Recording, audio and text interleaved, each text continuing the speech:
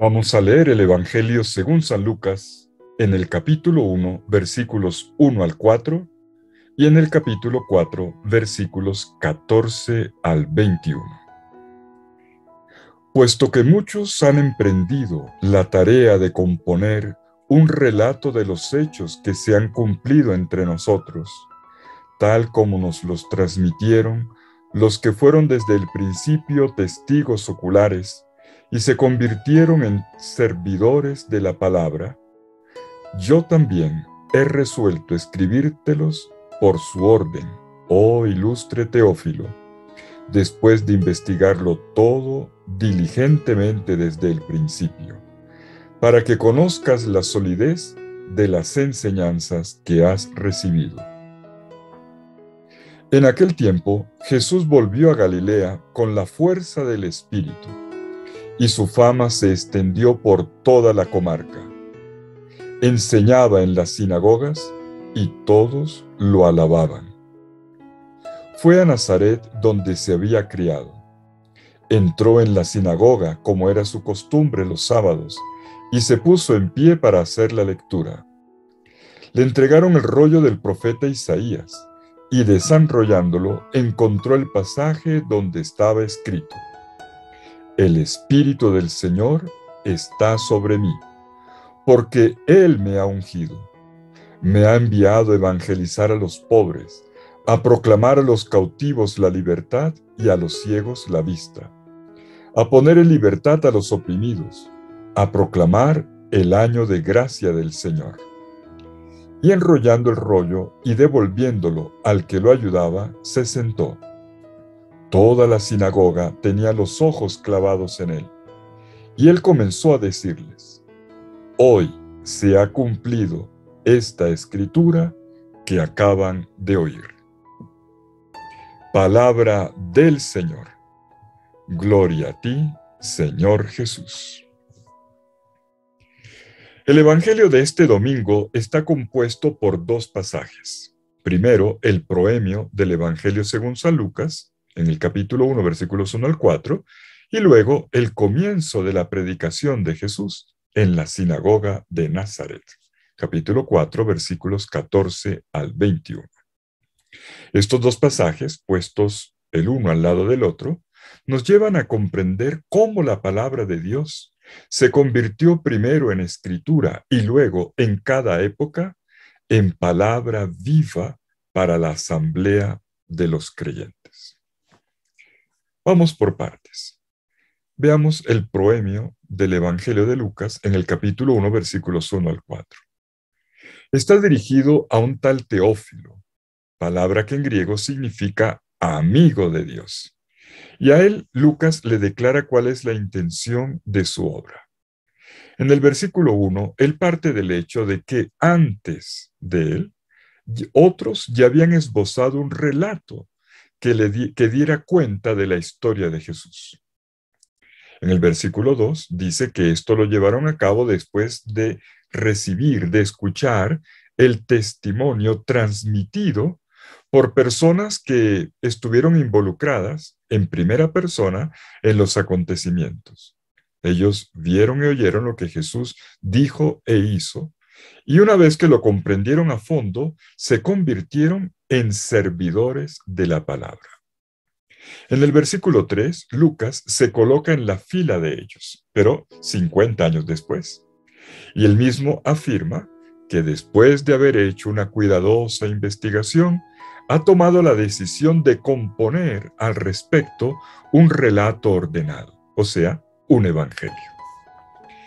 Y al darle forma a la presentación de la vida de Jesús en forma de un evangelio, Lucas deja ver su conciencia de la responsabilidad que tiene ante Dios y ante la comunidad en la cual se encuentra.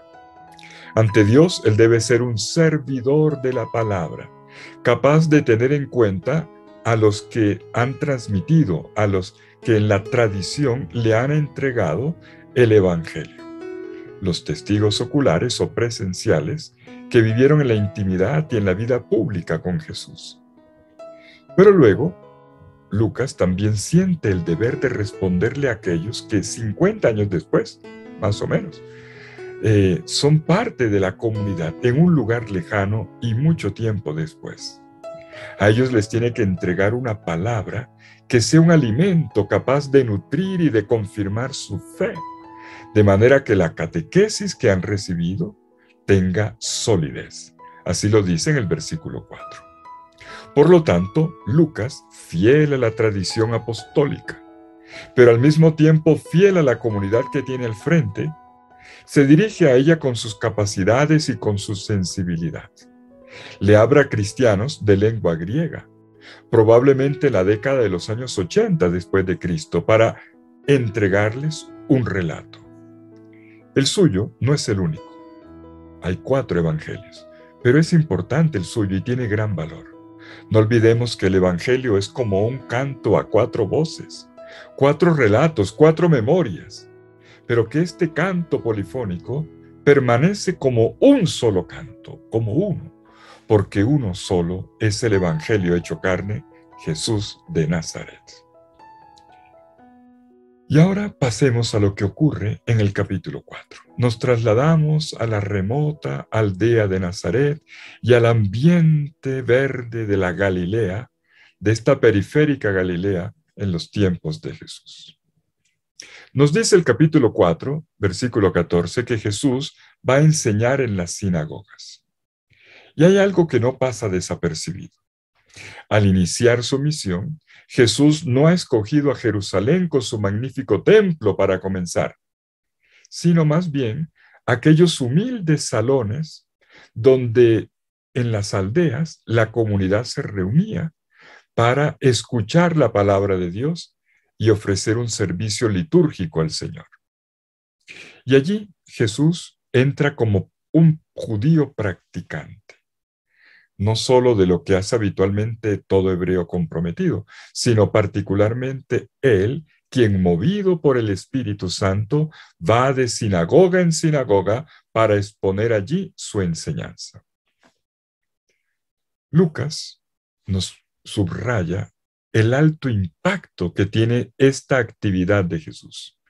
Dice el versículo 14, enseñaba en sus sinagogas y era honrado por todos. Bueno, honrado, leído aquí en una traducción, alabado, dicen otras traducciones. El término griego es doxazo, que literalmente significa glorificar, y que aquí connota una exaltación, un reconocimiento, una glorificación de la persona de Jesús por parte de aquellos que lo escuchan. Y el narrador de Lucas nos permite ver de cerca un caso concreto, lo que ocurre en la sinagoga de Nazaret. En esta remota aldea de Nazaret, como la he llamado, la comunidad hebrea se reúne cada sábado en su sinagoga para celebrar su fe y recibir las bendiciones de lo alto. Jesús regresa a esta aldea que lo vio crecer, allí donde su fe había sido nutrida desde la infancia, y participa en una celebración sinagogal del sábado. Reconstruyamos rápidamente la escena. Conocemos cómo era que transcurría el rito. Primero, después de las oraciones iniciales, toda la asamblea escuchaba un pasaje de la Torá, de la ley, una perícopa, una parashá, se dice en hebreo, del Pentateuco. Luego se cantaban responsorialmente algunos salmos. Esto les suena familiar, ¿verdad? Después de esto venía una segunda lectura, que era un pasaje, o haftara, de un profeta. Esta profecía se leía como un comentario del texto previo a la Torá. Y es justo en este momento en el que Jesús entra en acción. Nos dice el narrador de Lucas que Jesús se levantó para leer, versículo 16. Como judío adulto y practicante que es, y además, con el permiso del jefe de la sinagoga, Jesús está habilitado para leer públicamente la Santa Escritura y hacer allí un comentario, una homilía. Y el evangelista Lucas nos dice con precisión y con cierta parsimonia cada uno de los detalles para que los lectores nos sumerjamos en la escena. Todo se enfoca en este momento. Al inicio, se dice que habiendo recibido el rollo de los profetas, Jesús lo abre y ubica allí el texto previsto para ese día. Se especifica que se trata de un rollo del profeta Isaías. Y el pasaje escogido es sustancialmente el que se encuentra en Isaías 61, 1 al 2, al cual Jesús le va a hacer dos retoques. Por una parte, omite una frase relacionada con la venganza, no la lee, una frase que dice el día de venganza de nuestro Dios. Y en cambio, le inserta una línea que se encuentra en otro lado, en Isaías 58, 6, y que habla de la misericordia divina. Dice, dejar libres a los oprimidos. Las palabras entonces de Isaías 61 al 2, que anuncian una consolación, aparecen acompañadas de otras de Isaías 58, 6, que refieren más bien una acción. Y esto tiene un efecto. No solo se hace un anuncio, sino que también se lleva a cabo algo concreto. Bueno, y una vez que Jesús ha hecho la lectura, el narrador nos describe los pasos siguientes. Enrolla el texto, lo devuelve al ayudante, al ministro, al hiperete, se dice en griego, y se sienta. Todo está entre el levantarse y el sentarse. Y a este punto todo está listo para el momento de la homilía que pronuncia en el versículo 21. Vamos a ver, analicemos el texto que Jesús leyó. Es uno en el que el profeta Isaías narra una vocación. Y este texto tiene dos partes. La primera consiste en una toma de conciencia. El Espíritu del Señor está sobre mí, por lo cual me ha ungido. Y luego continúa una segunda parte donde se describe la misión que viene en consecuencia y que está delineada con una serie de ¿para qué? Y que describen los objetivos de dicha misión. Veamos la primera parte. Lo primero que se afirma es una dotación del Espíritu. El Espíritu del Señor está sobre mí. En el texto original de Isaías, se trata de palabras que expresan la toma de conciencia de una dotación del Espíritu que es lo que constituye a un profeta, lo configura como tal. El Espíritu descendió sobre él y habitó en él. Pero atención, un lector atento, un lector cuidadoso de Lucas, notará enseguida algo familiar. Vamos para atrás en Lucas. Desde las primeras escenas de este evangelio, el Espíritu Santo ha sido protagonista. Y Lucas ha sido muy cuidadoso en testimoniar la presencia del Espíritu Santo en la persona de Jesús. En consecuencia, donde Jesús habla y actúa, allí también está el Espíritu Santo. Un padre de la iglesia, que se llama Basilio, San Basilio de Cesarea de Capadocia, que murió en el año 379 después de Cristo, va a decir con fuerza, 3 siglos después, que el Espíritu Santo es el compañero inseparable de Jesús. Si nos fijamos en los primeros capítulos de Lucas, ven que tienen que ver además con la venida del Hijo de Dios al mundo. Vamos a notar, por ejemplo, en el relato de la Anunciación, que Lucas allí nos hizo caer en cuenta de que Jesús fue concebido en el seno de María gracias al poder del Espíritu Santo. En el capítulo 3, versículo 22, que leímos hace poco, vemos la manifestación pública de Jesús en el Jordán en medio del bautismo de Juan. Y allí, esta manifestación fue sellada con el Espíritu Santo que vino sobre él en forma corporal como una paloma. Y enseguida se nos dice que este mismo Espíritu lo conduce al desierto, donde es tentado por el demonio. Lucas 4, 1 al 2. Y finalmente, cómo lleva a cabo su misión en Galilea por impulso del Espíritu Santo. Literalmente el texto griego dice en te dinamei tu neumatos, que traduce en la energía del Espíritu Santo. Capítulo 4, versículo 14. Jesús entonces es movido por este impulso, esta energía, esta dinamis, literalmente dinamis del Espíritu Santo. Una frase que está en el pasaje de hoy. Pues esta insistencia lucana hace comprender que el Espíritu Santo es para Jesús su fuente interior, su soplo profundo, que es el soplo del Padre. En el pasaje de Isaías, el personaje dotado por el Espíritu era un profeta. Pero una vez que ya sabemos que Jesús es Hijo de Dios, queda claro que Jesús no es un profeta como los demás.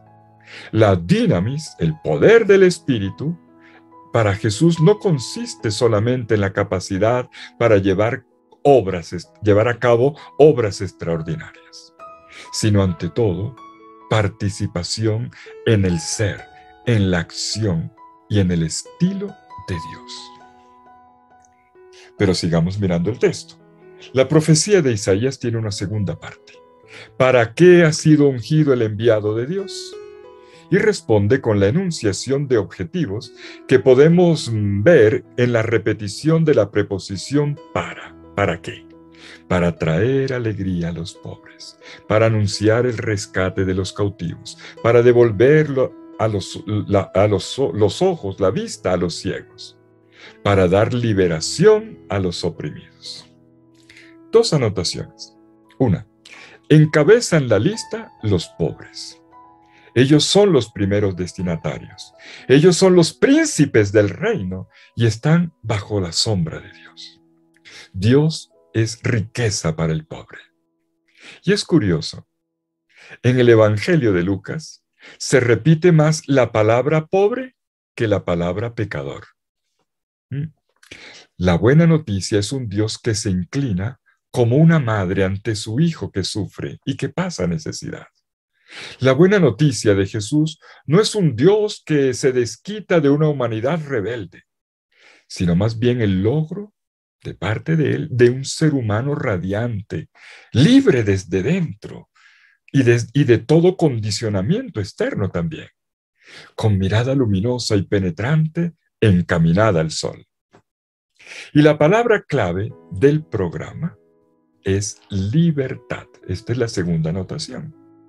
Esta palabra está enunciada dos veces con el mismo término, el término griego áfesis, que también se traduce como perdón a lo largo de este evangelio. Este mismo término va a ser puesto luego en boca de los misioneros cuando los envíe Jesús en el capítulo 24, versículo 47. Los envía para anunciar la conversión y el poder de Dios para perdonar los pecados. Y luego de los cuatro para, viene un quinto para qué, que abre el cielo, que delinea uno de los rasgos más hermosos del rostro de Dios. Dice Jesús, para proclamar el año de gracia del Señor. Y este es el punto en el que Jesús detiene su lectura. Un punto en el que pone en primer plano el hecho de que ya ha comenzado el año de la liberación, el tiempo de jubileo, el año de la gracia. Jesús está explicando el sentido de esta liberación y colocando por delante el protagonismo de Dios. No es una liberación humana fruto de una rebeldía, de una rebelión. No es una revolución humana. Es el protagonismo de Dios, la gracia de Dios. Y esta es la buena noticia. Los pobres que esperan en vano, junto con los presos y los oprimidos que han perdido su esperanza, experimentan un cambio real en su situación. Serán salvados por Dios mismo. Se trata de una obra de Dios, insisto. Este es el año de gracia del Señor. Bueno, un año, un siglo, 1000 años, una historia entera hecha de benevolencia, porque Dios es gracia, amor infinito. Pero avancemos. Una vez proclamada la profecía de Isaías, sigue la homilía. Se escuchan ahora las primeras palabras oficiales de parte de Jesús. Y con la maestría que le es propia, el narrador de Lucas describe el silencio de atención, o mejor, esa tensión que se genera en el ambiente de aquel salón. Dice el versículo 20, todos en la sinagoga tenían los ojos clavados en él. Y Jesús pronuncia la homilía. Está resumida en muy pocas palabras. Versículo 21. Hoy se ha cumplido esta escritura. Quiere decir que el profeta presentado por Isaías es el mismo Jesús.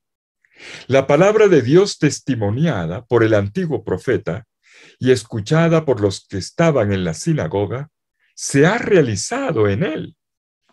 La palabra revelada a Isaías, escrita por él hasta convertirse en libro entre los libros de la Biblia y leído en la liturgia celebrada aquel sábado en Nazaret por el mismo Jesús, resuena como palabra de Dios cumplida en él. Miren esto, en una homilía normal, en una sinagoga, se esperaría que el predicador o comentador respondiera a las preguntas suscitadas por el texto. En este caso serían, bueno, ¿y quién es este profeta sin nombre anunciado por Isaías? ¿Cuál es su identidad? ¿Cuál será su misión? Bueno, ¿y cuándo es que se va a llevar a cabo su venida tan esperada?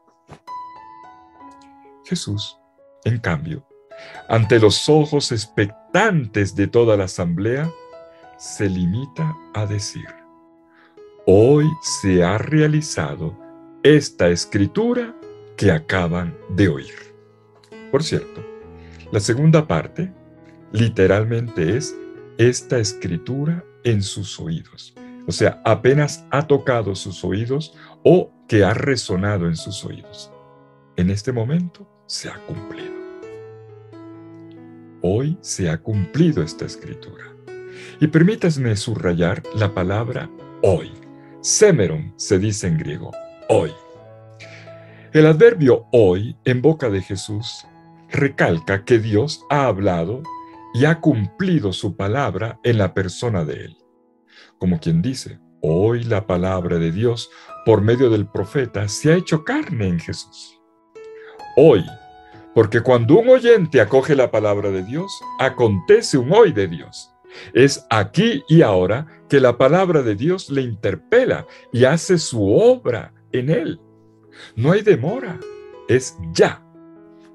A lo largo de este Evangelio de Lucas, veremos cómo se va formando una teología del hoy de Dios.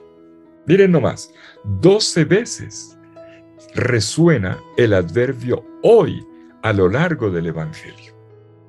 Podríamos recordar simplemente alguna de ellas. En el capítulo 2, versículo 11, al inicio, cuando Jesús nace, dice el ángel a los pastores, hoy les ha nacido en la ciudad de David un Salvador que es el Mesías Señor. Y al final de su vida, en la cruz, Jesús le dice al criminal que está también allí crucificado, hoy estarás conmigo en el paraíso. Es una palabra muy repetida. Es la que le dice también a Zaqueo. Hoy ha llegado la salvación. Bueno, hoy conviene que me quede en tu casa. Hoy ha llegado la salvación a esta casa. Miren, la palabra de Dios resuena siempre con todo su poder en el hoy del ministerio de Jesús, en la misión de Jesús. Hoy escuchamos y obedecemos la palabra o la rechazamos. No se nos va a insistir. Hoy es siempre una palabra que resuena con todo su poder en la vida de la gente y que podríamos repetir como nosotros, como auténticos oyentes de Jesús, como dicen en el capítulo 5, versículo 26, hoy hemos visto cosas maravillosas, hoy. Y se puede decir incluso, permítame, que después de un pasado de pecado, uno puede decir también, hoy vuelvo a empezar.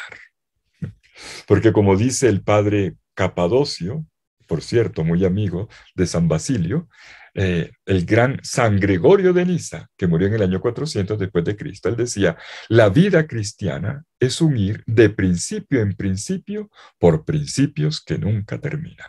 Pues digamos también nosotros, hoy vuelvo a empezar. Entonces, lo dicho en la sinagoga de Nazaret es grande. Jesús es el profeta esperado y anunciado por las sagradas escrituras, es el último y definitivo profeta. Pero atención, esto no lo proclama abiertamente, sino que deja que sus oyentes lleguen a la conclusión. Y cada uno debe comprender su identidad y su inédita novedad, escrutando las acciones que realiza, acogiendo el impacto de su predicación, viendo cómo se llevan a cabo los para qué de la profecía que Jesús hizo propios. Terminemos. ¿Qué nos queda de este grandioso, de este maravilloso pasaje? Pues bien, estamos ante un relato que podemos llamar programático. Se trata de un acontecimiento introductorio de lo que va a ocurrir en el resto del Evangelio de Lucas. Todo el Evangelio de Lucas es el desarrollo del pasaje de Isaías sobre el jubileo. Miren, cuando lleguemos al final de este Evangelio, en el capítulo 24, en el relato del camino de Maús, específicamente en 24-27, veremos cómo Jesús volverá a explicar, como lo hizo en Nazaret, explicará las santas escrituras, solo que esta vez lo hará en su condición de resucitado. La escritura que debía cumplirse ya ha tenido su plena realización en su muerte y en su resurrección, y en la posibilidad de liberación y de perdón que ahora le es entregado a todo ser humano con su gloriosa Pascua. Pero volvamos a Nazaret, estamos en el inicio. En este pasaje inaugural podemos distinguir algunos acentos. Vale la pena retenerlos. Primero, atención, primero, Jesús escruta, interpreta y hace viva su misión a partir de la palabra de Dios en la Sagrada Escritura. La Escritura le ayuda a entenderse a sí mismo. Dos, Jesús saca a la luz dos cuestiones en el texto bíblico. ¿Quién es Él? Su identidad. Y a quién está destinada su misión de predicación, su palabra y su acción. Tercer dato. En medio de la liturgia de la palabra en la sinagoga de Nazaret, Jesús se ha presentado como lector y como intérprete de la Escritura, pero sobre todo como el que la lleva a cabo, como el que la hace pasar de la promesa al cumplimiento, de la palabra a la acción. Y este es el acento, cuando él afirma, se ha cumplido hoy. Esta realización ilumina todo el ministerio de Jesús, desde la sinagoga de Nazaret hasta el Calvario. La realización de la palabra es el corazón de la misión de Jesucristo. Y desde el primer día, Él dice en primera persona que Él es el Cristo, el Mesías ungido por Dios. Ungido, echrisen, se dice en griego. Ungido no con unción de aceite, sino por medio del Espíritu Santo. Una efusión del Espíritu. Él es el enviado para llevar el Evangelio a los pobres. Siempre están esperando la justicia. Él proclama la liberación a los oprimidos, a los prisioneros sometidos por el poder del mal. Él es sanador porque da vista a los ciegos. Él libera a los oprimidos de toda forma de maldad. En fin, Él anuncia el año de gracia del Señor, el tiempo de la misericordia, del amor gratuito de parte de Dios. Jesús anuncia un tiempo nuevo de Dios, un tiempo nuevo que despliega toda su potencia de liberación contra todas las opresiones externas y contra todas las dependencias internas que nos esclavizan. ¿Y saben para qué? Para que la historia de cada uno de nosotros sea diferente de lo que ahora es, para que resplandezca, para que para que cada persona experimente una explosión de las potencialidades antes negadas. Una fuerza que lo saca adelante, que sabe de viento, de futuro y de espacios abiertos. En la sinagoga de Nazaret, Jesús visualiza a una humanidad que se sabe levantar y que retoma su camino hacia el corazón de la vida. Una vida que solo Dios puede dar y cuyo nombre es gozo, libertad y plenitud. Y permítame brevemente una última anotación, y que tiene que ver con este domingo de la palabra de Dios en la Iglesia Católica. Estas palabras de Jesús que hemos escuchado hoy podrían parecer una promesa que nunca se ha cumplido. ¿Por qué? Porque los pobres siguen clamando. Los vemos por todas partes. Los oprimidos y los presos siguen gimiendo. Y además porque ni siquiera los cristianos sabemos vivir a fondo la misericordia de Dios anunciada por Jesús. Pero Jesús la ha llevado a cabo. Y página tras página, el Evangelio de Lucas nos da testimonio de ello. Luego, Lucas narra este acontecimiento para que, leído en el hoy de cada liturgia, de cada asamblea cristiana, no ya en la sinagoga, sino en nuestros templos cristianos, en cada una de nuestras pequeñas y grandes comunidades, para que resuene como una palabra que reclama el ser llevada a cabo por cada uno de nosotros, por cada cristiano, por toda la iglesia. Y yo pregunto, ¿será que somos conscientes de que cuando se proclama la palabra de Dios contenida en la Biblia, en la Escritura, a nosotros nos corresponde la tarea de llevarla a la práctica, de llevar a cabo esta misión? Cada palabra es una misión, es un don y una misión de parte de Dios. Y hemos visto cómo al final de su proclamación de la palabra en la sinagoga de Nazaret, ¿qué hizo Jesús? Enrolló el texto y lo entregó al servidor, al ministro. En griego se dice hiperetes, al ministro, al servidor, el mismo término con el que habíamos comenzado el texto al comienzo del Evangelio de Lucas 1:2. A los evangelizadores, a los servidores de la palabra. Hipereta y tu logo, dice Lucas 1:2. Y aquí dice que Jesús le entregó este rollo al ministro, al servidor de la palabra.